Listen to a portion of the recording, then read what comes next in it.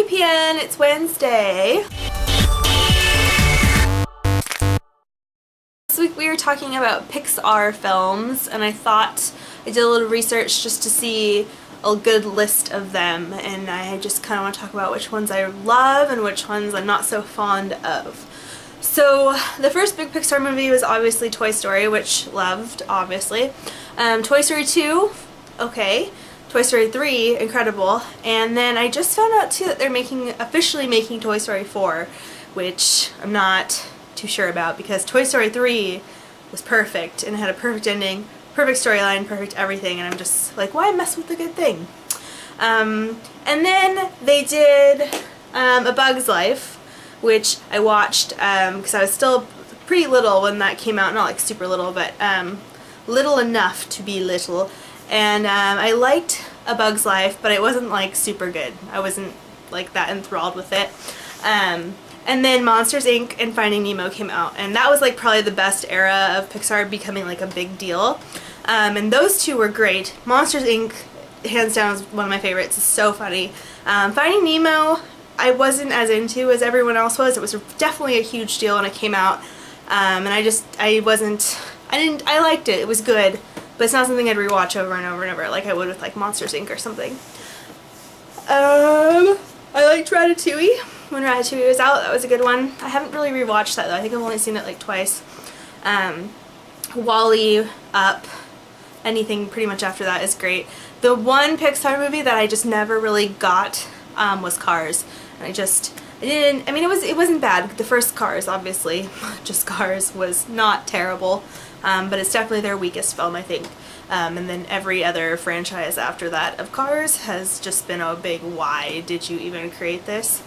So that was pretty terrible. And Brave I liked. I thought it could have been better though. I'm just gonna say it. I'm just gonna put it out there. As someone that loves Disney princesses, I thought Brave could have been much better. But again, I only saw that once. I only saw it in theaters, so I should do another watch of Brave just to see what I really think of it. Like there was parts that were just great and perfect and funny, and then other parts were just like, okay, this is, doesn't need to be happening in this story. Monsters University was good, but not great.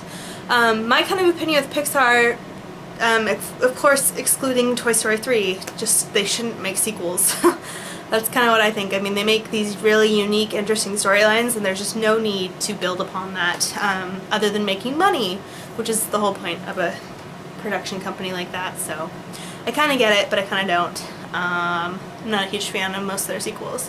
Coming Pixar films, Finding Dory, we'll see. But I'm really excited about Inside Out, which I think is the emotion one that I've seen like a few little sneak previews for. I think that one looks good. And they have this other one that they were talking about called The Good Dinosaur, which I think looks pretty interesting as well. So Pixar for me is like 80% hit, 20% miss.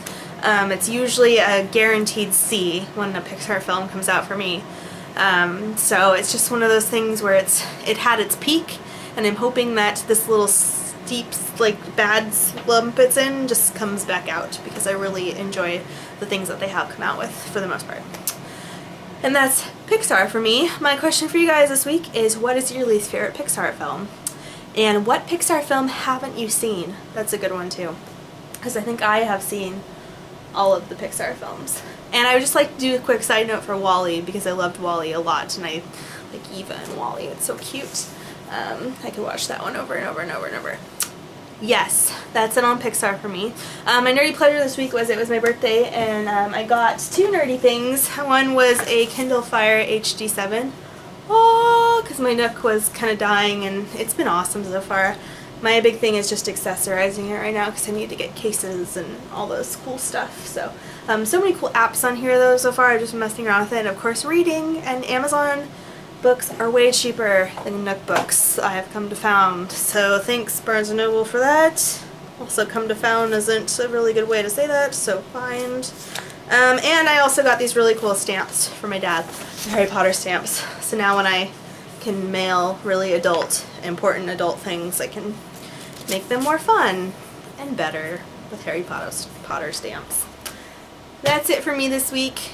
and I'll see you guys next week, and hopefully we get to do a live show with Kyle so we can talk about his extra role in Mockingjay, which is super cool. So that's it for now. Bye!